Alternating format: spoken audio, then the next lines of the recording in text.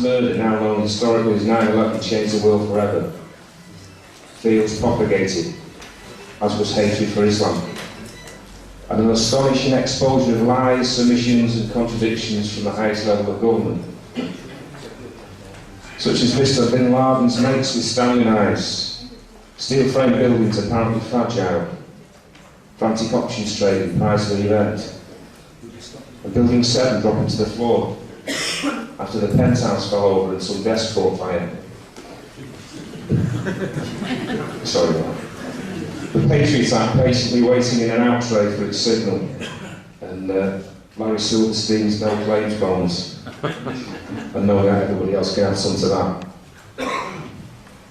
The determined, persistent and highly qualified Dr. Judy Wood has brought forth evidence that the towers returned to dust in mid-air, and then leaving a relatively small debris pile. She also examines the strange Hutchison effect and its ability to alter and distort metals. Essential similarities in the debris have been observed. Have her findings in pursuit of justice and truth been welcomed officially? Strangely, some truth groups are skirting around the phenomenon, preferring the thermite theory. One actually had the power to turn massive structures to dust. The debunkers are out in force, and some are quite convincing. The actual truth now obscured by mis and disinformation. The wars with civilian deaths in other countries continue, as the suppressive legislation on home soil. Dare we ask who might benefit? So just before I turn it over to the lady herself, I would like to say a few words. Thank you.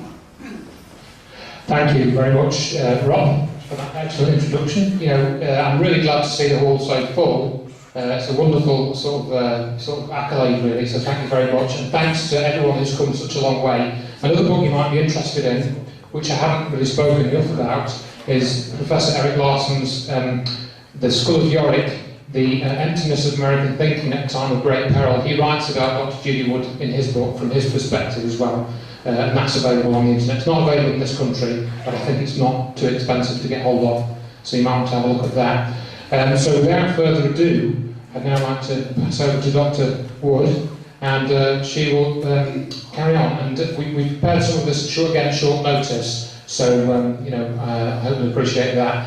And here we go. Thanks very much, everyone.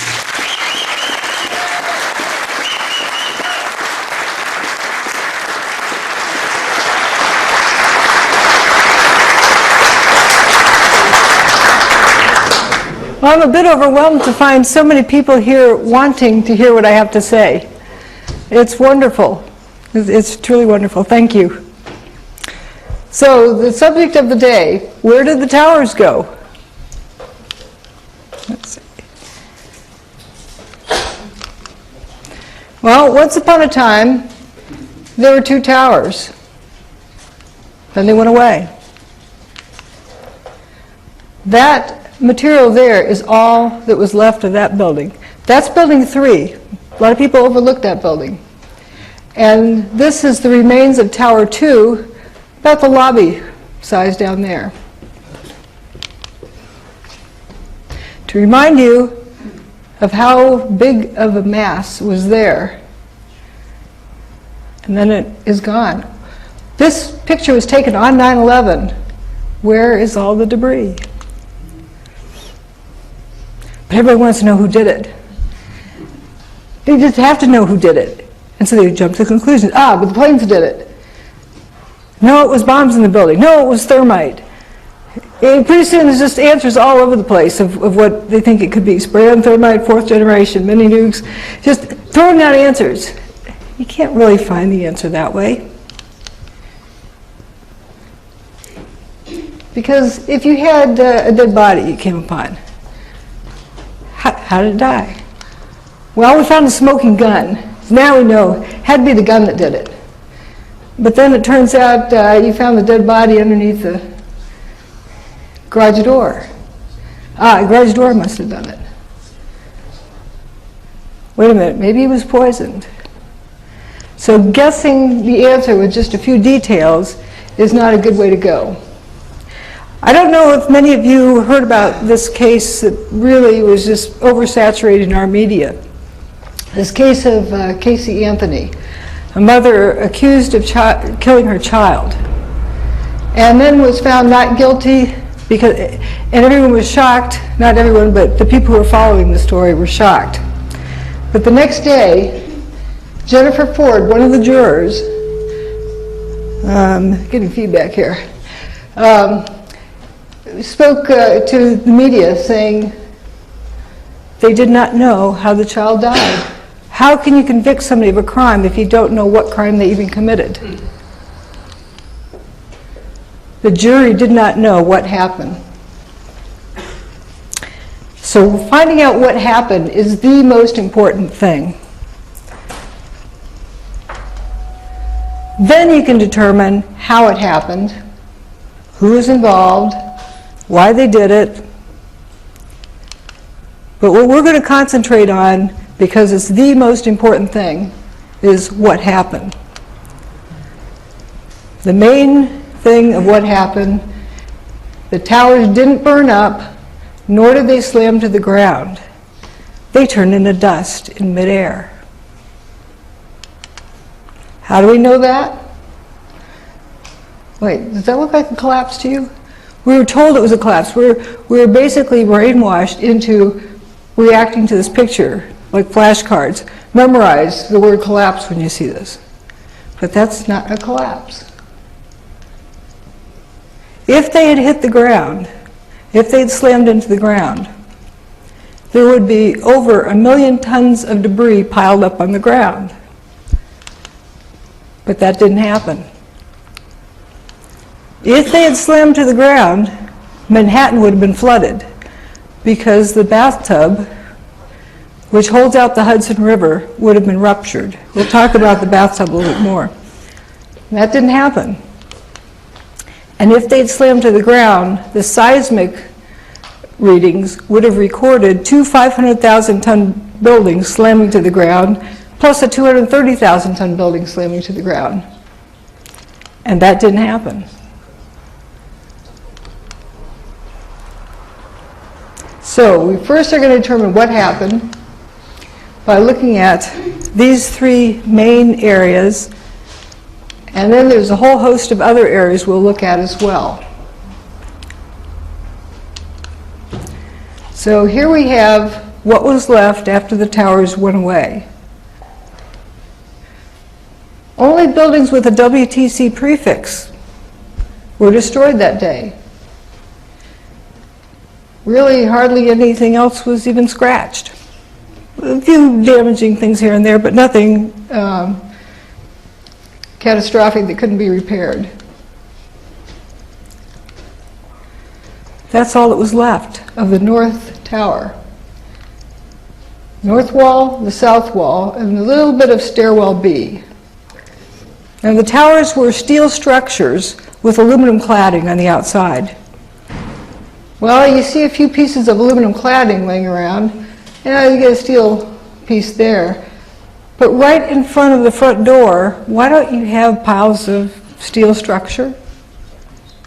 And there's this ambulance in pretty much pristine condition. Maybe the door got done a little bit, but I don't see any big piece of steel clobbering the top of it. And we know the park ambulance is at ground level, not up in space. So that's ground level.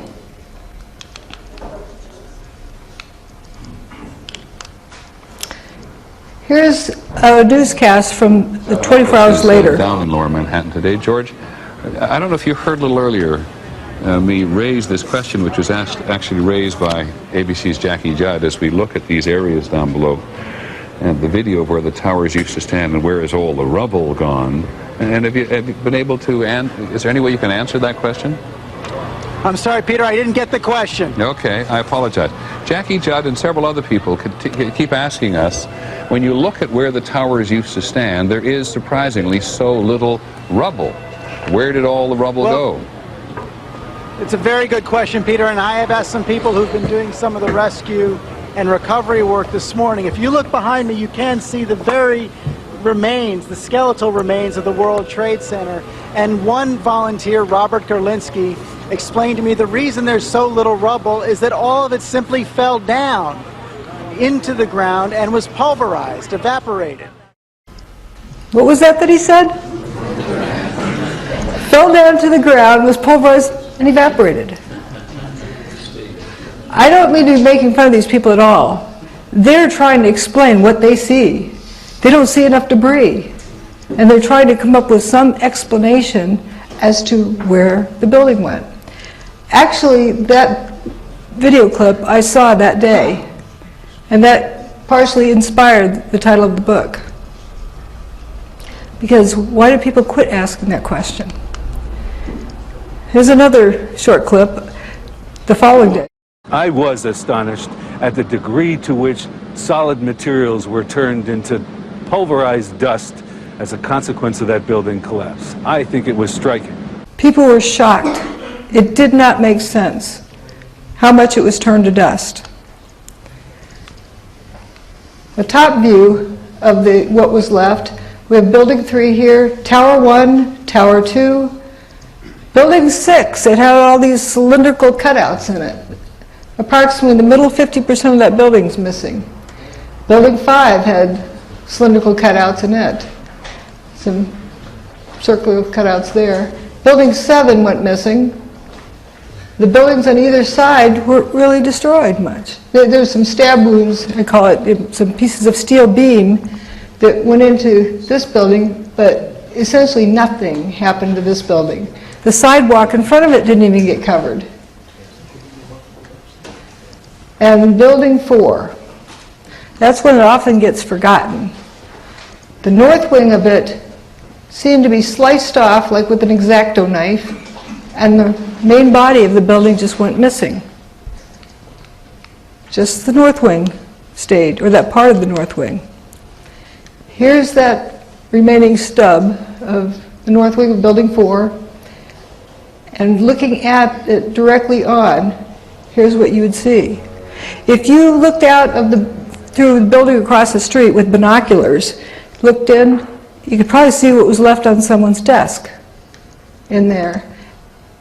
Come to think of it, it reminded me of an image I saw as a child when my family drove through Topeka, Kansas the morning after that horrendous tornado that tore up a large part of Topeka, Kansas. I remember seeing this apartment building, it was probably a dorm, but to a child it was an apartment building, sliced in two. Half of it was just gone, and the other half, like nothing happened. The bed was still made, magazines on the bedspread, some books on the dresser, and clothes hanging in the closet that did not look disturbed. No support under that floor, so I really don't think somebody walked in there and made the bed. It was just unsupported hanging there. And it also might remind you of the Pentagon. It's a clean slice. From ground level, here's what it looked like that day. There's just this little corner left. And after they cleaned up the corner, there's that sliced off part of the north wing. So here's what was left, this elevation map, but there's what should have been there, that ghost pattern. And if you notice, there's a little pimple down there at the bottom of Building 3. 14 folks survived down there. The rest of the building went away, and who was left in that little corner there survived. Also, the bottom of Tower 1, that little hump there, that was stairwell B. 14 people survived there as well. And one of them, when they came out, said this. I looked and said, guys, there used to be 106 floors above us, and now I'm seeing sunshine. There's nothing above us. That big building doesn't exist. These are the biggest office buildings in the world, and I didn't see one desk or one chair or one phone, nothing. Another one talked about walking out onto an empty football field. Something I've often talked about is toilets. There should be at least 3,000 toilets in those buildings. Busted up toilets are easy to recognize. Recognizable parts. So you have all this gray dust, you should have some nice shiny sections of porcelain. assuming that is what they used. But you didn't see any. Not one bit. Again, here's the cutout part of Building 6 and those other cylindrical holes. We're going to concentrate on the main body of Building 4 for a minute, because it's fascinating the way it just went missing. Here's an actual photograph of that area. There's that tiny little corner, but the rest of it just went missing. There's a Burger King across the street. They were still flipping burgers over there, feeding the firefighters. The irony is just amazing. And right across the street from there, there's round holes in those windows. We'll see the pictures later. A rock goes through a window, it breaks the window. A baseball goes through the window, it shatters the window. Doesn't make a perfectly round hole. Again, this is the elevation map. And right there, I found a picture just below ground, from the mall. There was a mall, the first level below ground. And then 2 more stories below that was the loading docks. And we'll also look at that. It was this shape, the drive-in here, and it was color-coded. This area is purple to let the driver know he's under Building 5, and it was green under Building 4, so they would know where to park. And we're going to look down this way and see this intact end of that parking garage. Here they are walking 1 story below ground. This is Innovation luggage, and this is Hallmark cards. They a little bit punched through over here, but it didn't go much below this level. This is down in the parking garage. Going down to the parking garage. We're in quite deep. These are the first pictures of search crews underneath the World Trade Center, desperately looking for survivors. That wasn't necessarily this area, but you hear that echo? Someone down there? You know, the echoes. That wasn't even a full parking garage. That echo was tremendous. So again, the purple is under Building 5, green is under Building 4. Right above the end of that hallway is where that building went missing. Where'd it go? Mind you, that was also the location where the top of Tower 2 was tipping over and then it turned to dust. That's where it would have fallen. If the top 35 floors of Tower 2 had fallen to the ground, landed on Building 4, would it have looked like that? Now we're looking back from between Building 4 and 5 through the complex. There's Stairwell B where those folks survived, those 14 people who thought that when the building came apart, they thought they were so buried it would be forever till they could get to them and they'd be dead before workers could pull the rubble off of them. But then the dust cleared and they looked up at blue sky. There would be over 1 million tons of debris piled on the ground if those towers had slammed to the ground. Didn't happen. Looking from 180 degrees on the other side, again, here's Stairwell B, the north and south facade. Where's the debris? There is some, okay, you got a few pieces of stuff here and there, but it's not anywhere near the amount to explain 2 110-story buildings and a 22-story building. Where'd it go?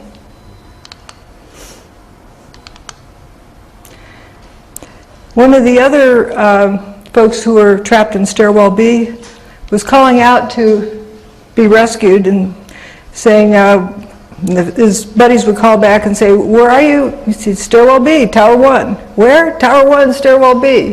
Where are you? Stairwell B, Tower 1. You know, like, why aren't you listening? Then the boys said, "Where's Tower 1? Or where's the North Tower?" From the outside, you would wonder too. They were right in this little spot there. And they walked out. Once the dust cleared, they could see where they were going. Here's stairwell B in this area. There's the north wall of the north tower. This is a building 6 with the big gaping hole in the middle. It's an 8-story building.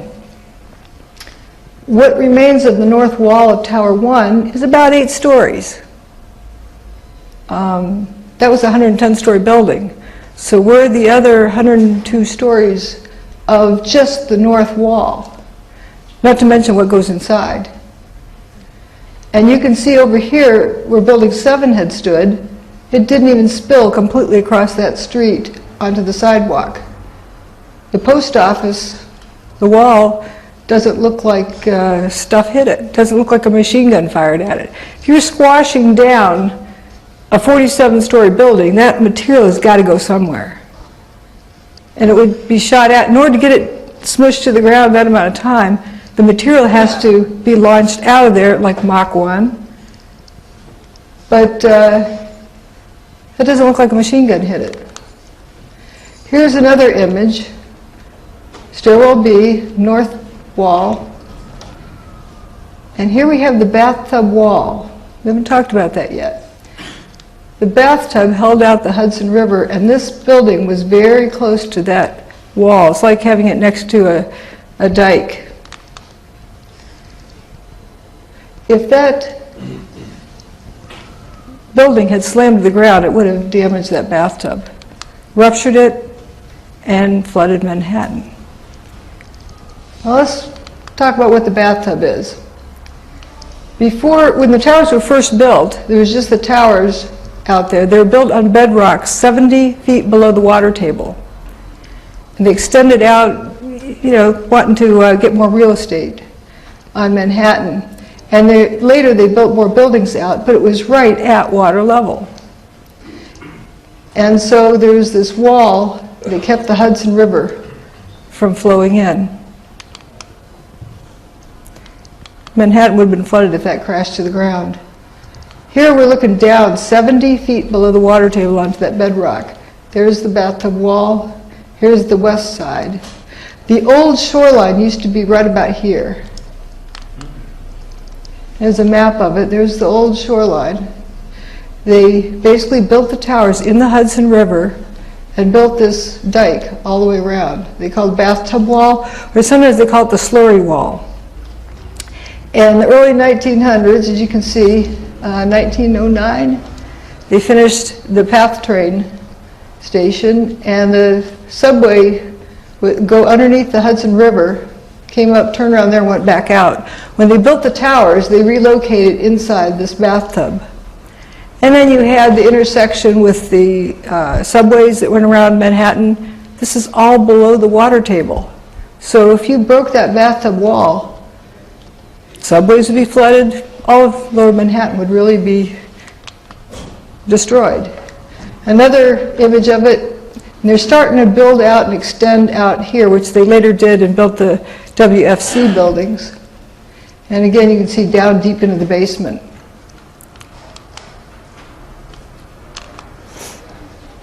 And another image, you can see right here is the old shoreline, and they extended out from there. And after 9/11, they cleaned out the debris. Voila, a clean bathtub. I'm not saying there was zero damage, but there was no significant damage.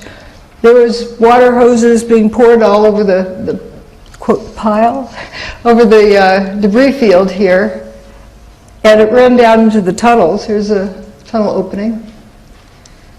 And they were worried for a bit to see if it was leaking, but once they pumped it dry, it stayed dry. It was not damaged. And a view looking west. This is the new buildings they built when they extended it out further. This is the footprint of Tower 1, right here, right up against that wall. If that tower had fallen over, crashed down, whatever, if it had slammed to the ground any which way, it would have ruptured that bathtub wall. Mind you, that's an old wall. Now let's look at that third issue, the seismic impact.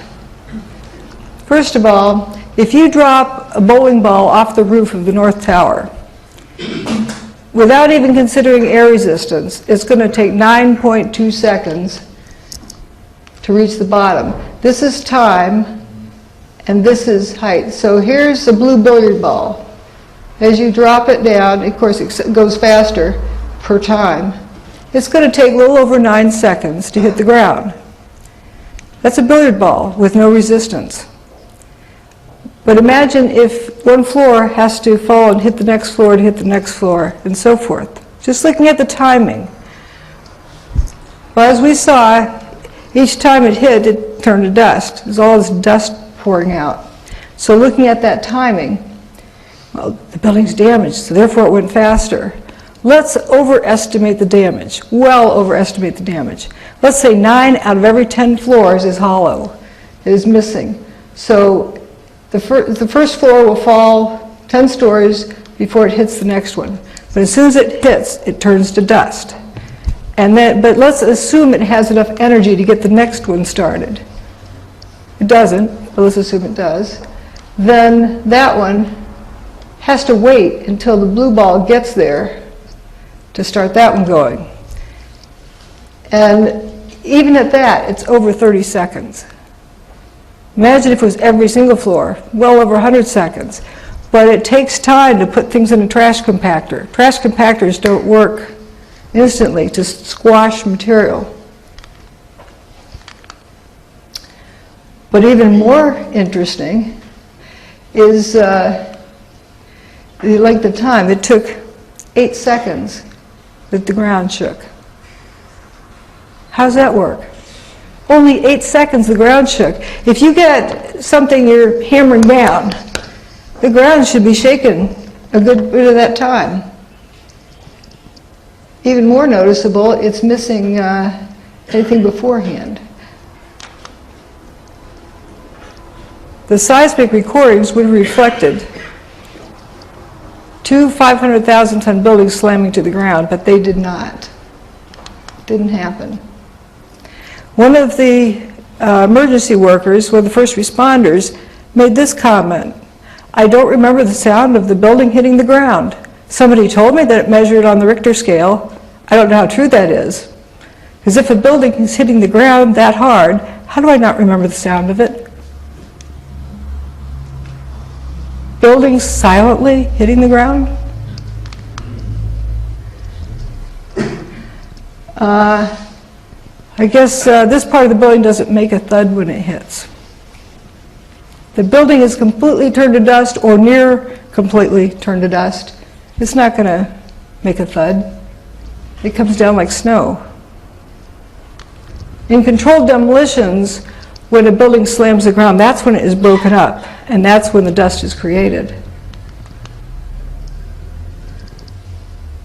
This is an earthquake that was in Manhattan in January of that year, on the same bedrock. It was in Midtown Manhattan. So we can test how that bedrock carries a signal. How does this look compared to that other chart? This has a whole lot more high-frequency waves, a whole lot more going on. That other one looks like it's over-filtered, or something's weird about it, but worse than that. Look at this. I call this the nozzle, kind of leading up to the big signal. This is when the P wave arrives, the primary wave and then the secondary wave. And you can tell how far away an earthquake is by the delay of those, if it travels through the ground. If it doesn't travel through the ground, you don't get S wave and P waves. You only get surface waves. Now, let's look at the signal from Tower 1. No S wave and P wave arrival. Only surface waves, and look how much smoother it is. It's not that high frequency kind of rattling look.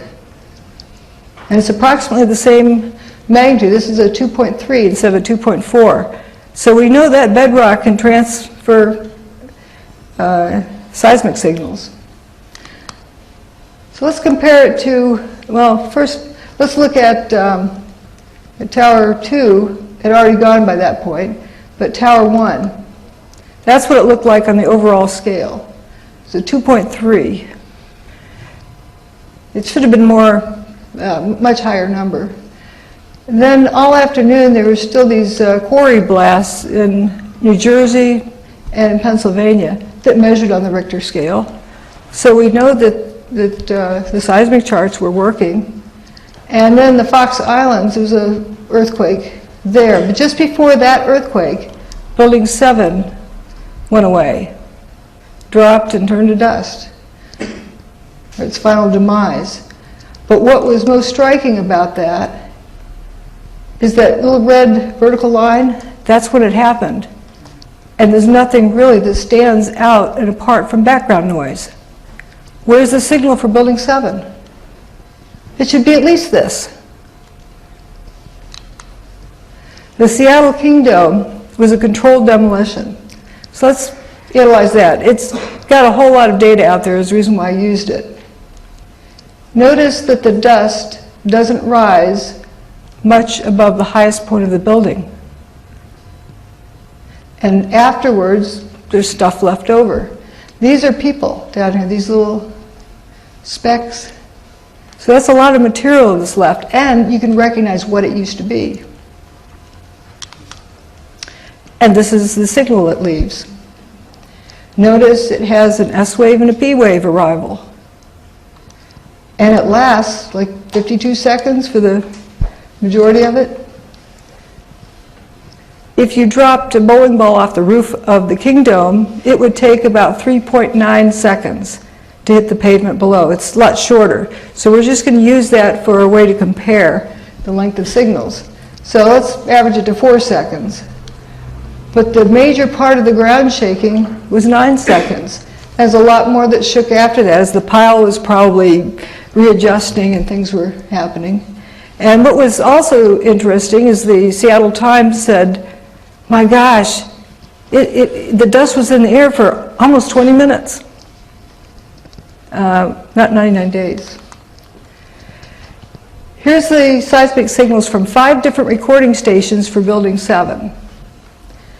If you're real creative, you can pick out something from background noise, but not much. This station, nobody could pick anything out from background noise. Now, they calculated when the S and P waves were to arrive. They calculated that, but you don't see anything happening there. Just a hint of some disturbance in the surface wave. But again, this station, they couldn't even guess. Now, this building has 6 times, or had 6 times the potential energy of the King Dome.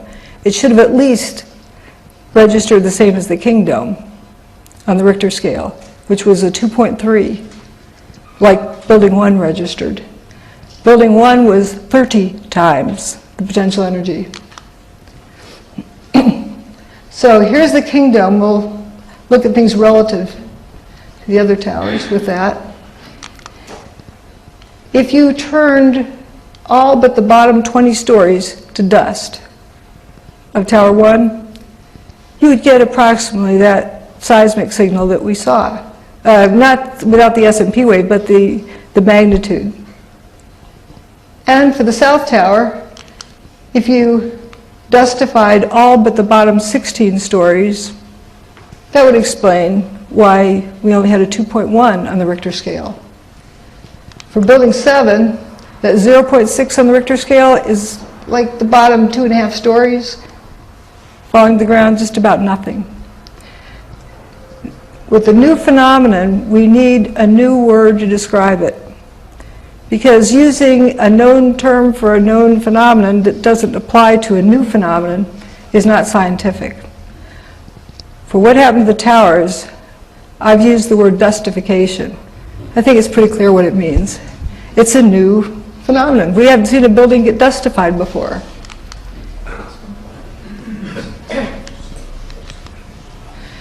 So if we're, just pretend for argument's sake, a collapse of some sort, whether it's pancake collapse, whatnot. Bombs have to shoot stuff out at a high speed. The point is, if this building is to get to the ground in 9 seconds, the material in this region has to go somewhere, has to shoot out at a tremendous speed. As it turns out, around Mach 1, depends on if you use 8 seconds of the ground shook or 9 seconds we calculate it would take. That's what the two differences are. If it was the 8 seconds, somewhere around this level, it would exceed Mach 1, the average speed the stuff would have to shoot out of the building at. Up here, just right at the top of the building, it would already be exceeding Category 5 hurricane strength, the air pushing out of the building. And the center air traveling out would exceed Mach 2.5, somewhere near the bottom.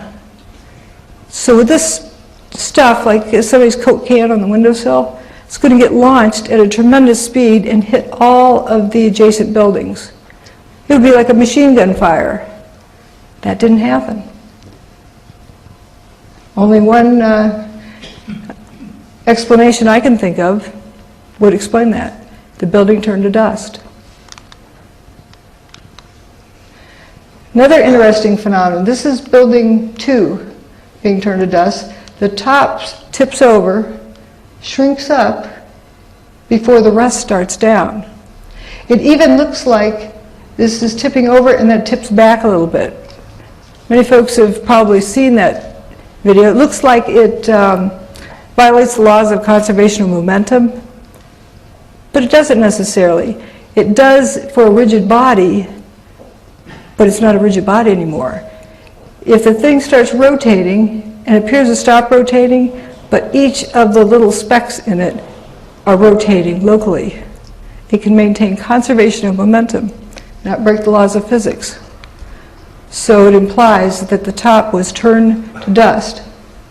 And sure enough, I mean, the rest of the building's still standing here, but this turns to dust first. Which adds to another question. If before the tower gets destroyed, you have the same stress across here. If it tips, you have less stress on this back corner. You've unloaded the building. This building here is used to carrying a bunch of weight on it, and you've taken that weight off. Why is it going to collapse? Now, I've called this phenomenon Alka-Seltzer. An Alka-Seltzer tablet, take it out of the package and it's dry, and it'll stay looking the same, won't really change much, until you change its environment. If you drop it in a glass of water, it effervesces and dissolves if you change its environment. This is steel. Steel usually doesn't have dust shooting out the back of it. Perhaps its environment changed. And I'll point out, these are the pieces of aluminum cladding. They don't look as affected. But this steel, I call these wheat checks. One of the photographers called it that, and they look like wheat checks. What, you call them shreddies here? Yeah. That they're 3 columns wide, 3 stories tall. They're prefabricated at the shop and then hauled out to the building and put in place, prefabricated. So when the building came apart, it fell apart into those prefabricated chunks. So here's a wheat checks falling to the ground. Turns out it never reached the ground. Turned to dust first. Here's a slow motion image of these pieces coming down. And a little bit into it, you'll see a piece falling down this corner in front of it. That's the corner of Vesey Street and West Street.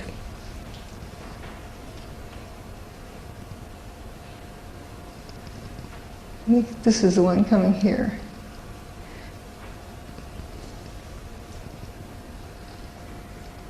Yeah, you see this like a stick. Keep watching it.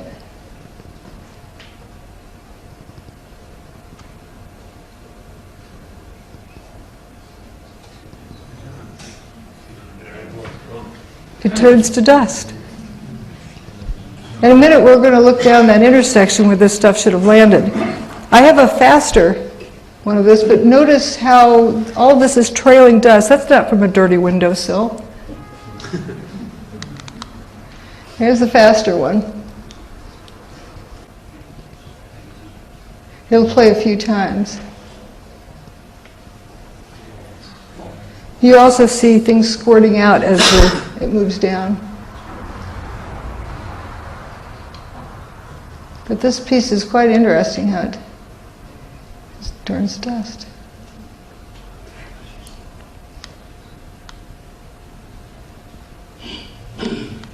And this is the Verizon building. And we're looking at the intersection. There's West Street goes that way and Vesey Street goes this other way.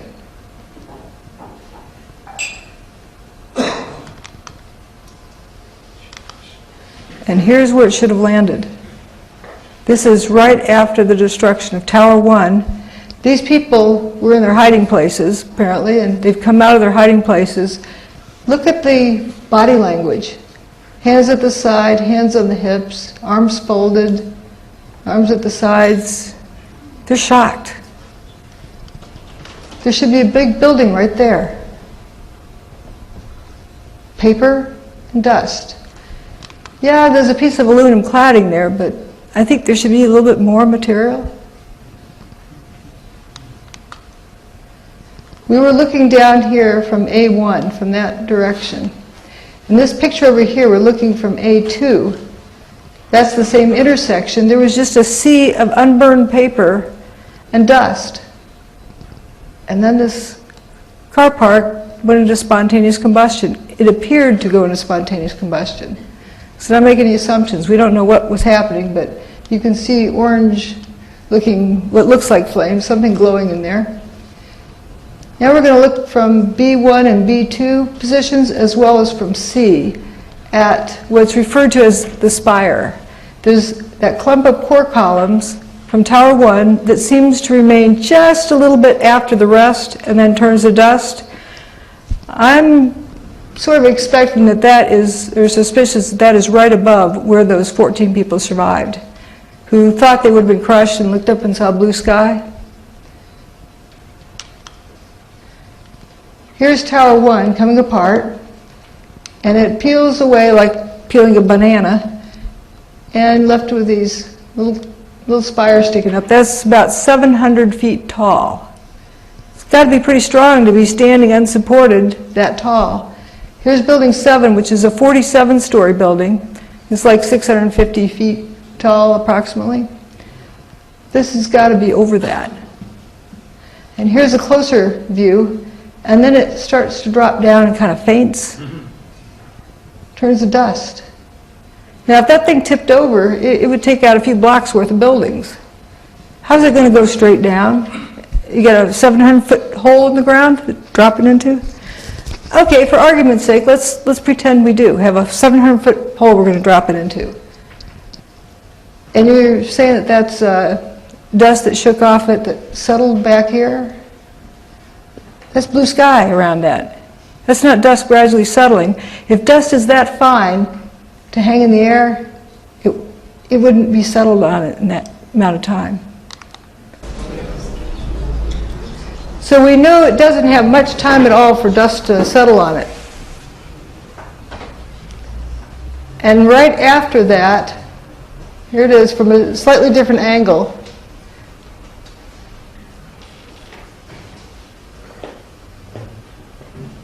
It'll just faint.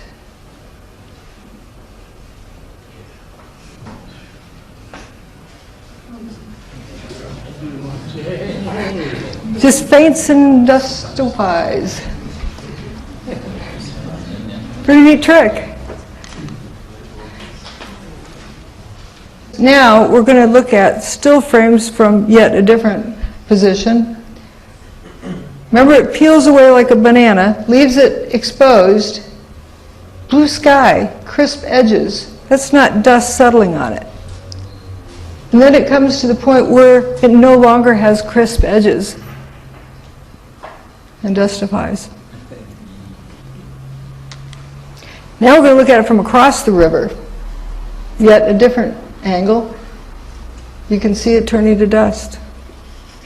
You know, it isn't tipping over in any particular direction. Oh, let me back up on that one. Oops, I backed up too fast. Okay. See how the dust cloud is sort of wrapping around this building? It's a little bit more wrapped around. So you can tell there's not much time has passed between those two images.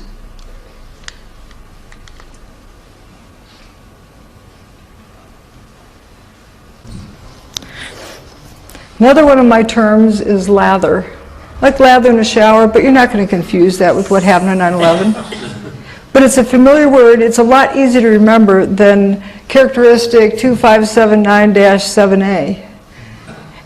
So it's actually more scientific than an arbitrary term like that because you can identify it. Didn't it look like that Alka-Seltzer effect that was lather kind of pouring out? Well, it turns out the building's lathered up too. From ground to roof, one side and one side only.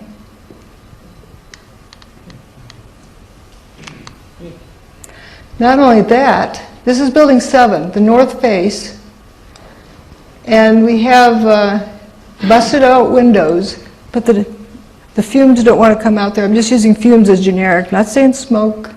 We don't know what this is, but from ground to roof. And the wind that day was only like 7, 8 or 8 miles per hour. So it wasn't a stiff breeze, and you can see that by some wafting out this face. No, go low to the corner. Doesn't come out this window. Comes out that one, but comes out this one down here, but not up there. It's very energized. If it was smoke from a fire inside, first of all, it wouldn't come out of the entire face of the building. And second of all, you have a bottleneck there. It goes for the path of least resistance. And you would have something coming out there.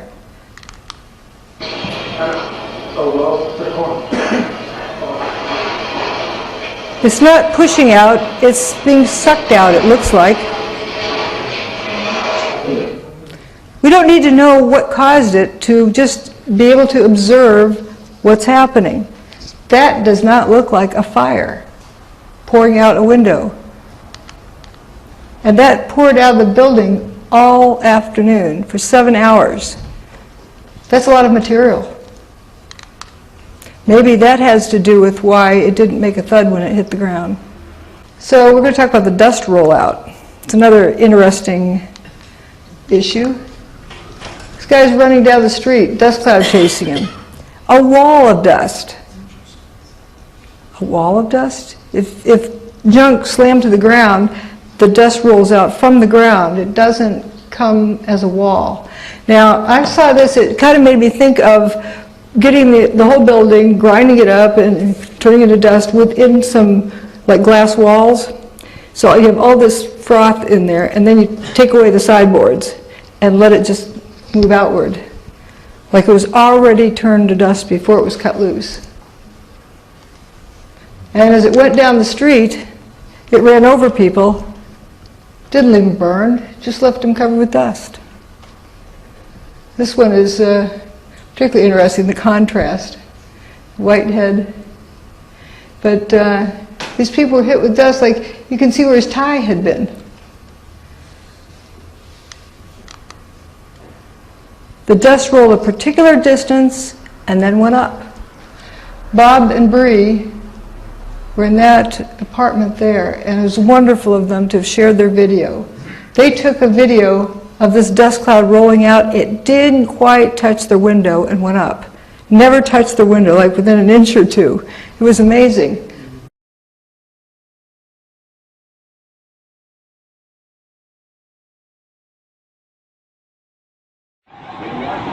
Oh my God! Oh my God! Oh my God! Oh my God! Oh my God! I told you! Oh my God! All these people! Oh my God! Oh my God! Oh my God! Oh, it's awful. Oh baby, hold Lily. Oh my God. building now just being covered on the right side. Come on, let's go to the other room. Yeah. This is just. Is this dangerous? Scene, and I think it's just smoke. There's no danger of President was in buildings. Florida today. Is the air conditioner turned off in the room? And the windows closed in the bedroom? Near the area are in an absolute crazy situation. The entire top of the building just collapsed. The entire building is collapsed. Building just collapsed. We're going to leave because the smoke is coming right at us. Obviously, this is a devastating development in our history. They're gone. The World Trade Center is no more. We do not know at this point the extent of injuries or casualties, how many people were in these buildings trying to get out. We've seen some gut-wrenching. Oh, people are running away. They're running away. Hanging out of windows. What are they going to do? You guys got to run away. You see the obvious. Look at the plume. All right, let's go to ABC News right now. I think it's going to be blown away from us. Something like coming. No, it's the wind is being blown away. Horrific, incredible, not to be believed. Tuesday morning, we're looking at live pictures of the World Trade Center where just a few minutes ago, within the last minute actually, the second Twin Tower collapsed. Just to recap, if you're just joining us, around 8:42 Eastern Time this morning here in New York City, a plane crashed into the right Twin Tower of the World Trade Center, about 2/3 of the way up the building, leaving a huge gaping hole, a huge fire, and tons of billowing smoke. About 25 minutes later, a second jet, believed to be a 727 or a 737, then crashed in the second twin. All these people running away. But the dust rolls out a particular distance. What would explain that? Well, I'm thinking if you throw rocks, they go pretty big distance. If you throw flour, dust, it doesn't go very far at all because it has a lot of surface area per mass, a lot of wind resistance, so dust doesn't go very far. But if you throw rocks and they become dust in midair, at a particular rate, they'll reach maximum distance and stop going up. Stop going out, and then if they're fine enough, they'll start going up. This dust went up. You can imagine people who were down in this area, total blackout. 100% of the sunlight was blocked out. This is a view, a couple of the frames from their video. You can see the dust rising. It rose like yeast bread. It never hit their window. Just rose up. Really spooky looking. And other types of things kept breaking down and rising up. Here's water being misted onto what was left of ground zero, what was left of the debris field. And they brought in wet dirt, dumped it on it. This was Halloween, like 6 weeks later, after 9/11. This isn't fire. That's not what fire does. Wet dirt, dirt tracks. Also, if it were hot, you wouldn't put your hydraulic equipment out there. Hydraulics have permanent damage if operated above like 82 centigrade.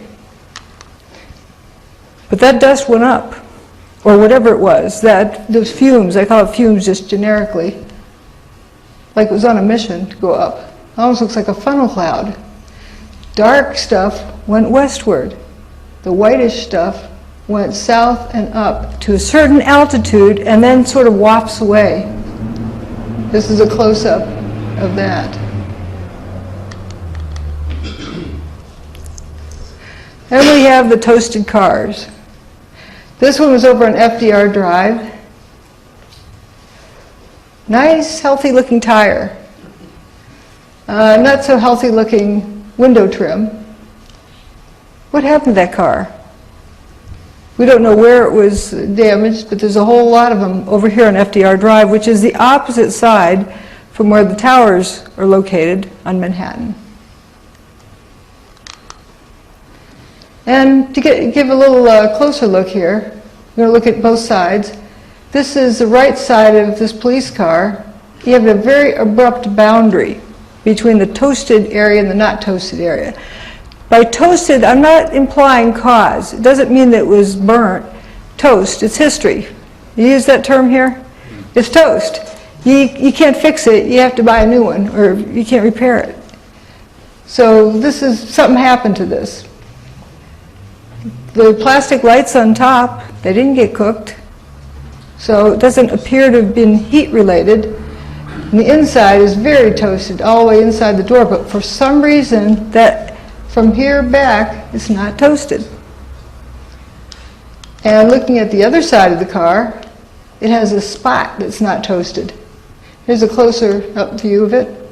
Abrupt, like it had a mask over it in the darkroom. One part was exposed and one part wasn't. But wait a minute, fire doesn't work like that. Fire, you have the burnt area, the not burnt area, and then a transition in between, like black and white and shades of gray. You don't have totally toasted, not toasted at all, 1 nanometer away from that boundary. Again, nice back tire. And the trunk lids popped up. I noticed that pattern, as though the material that latches the doors is one of the easiest materials to get destroyed. And it does seem material specific. In the center of where the towers were destroyed, like everything pretty much was, but as you move outward, things that are just partially affected, what gets affected first. There's another interesting thing. I know Andrew's talked about this. The upside down cars. I remember when I first showed Andrew this picture, I said, Andrew, why is the car upside down? Why is it parked upside down? Got trees over there. I swore. What? I swore at that. Oh, yeah. And this police car here, but notice the upside down ones aren't as toasted on the bottom. It's like they either get toasted or they get flipped. You get some interesting tires sticking up in the air there, like it did a face plant in the street. And here's that night. And you said you saw melted tour buses, melted cars? The cars that were right down there, it was just unbelievable. They were twisted and melted into nothing. The debris is just unbelievable. And then you can see fire trucks and police vehicles that were down there early that all their windows, the windshields are completely blown out must have been from when debris dropped. But even more jarring, I think, is this scene right here. Look at these two cars placed on top of one another. I think when you think about the impact that these planes must have had, it's hard to visualize it because everything melted. But here, at least you have some remnants. You have literally an engine that is melded together with other parts of the car. Moving over, you've got another car they moved here. It looks like it's been through a war.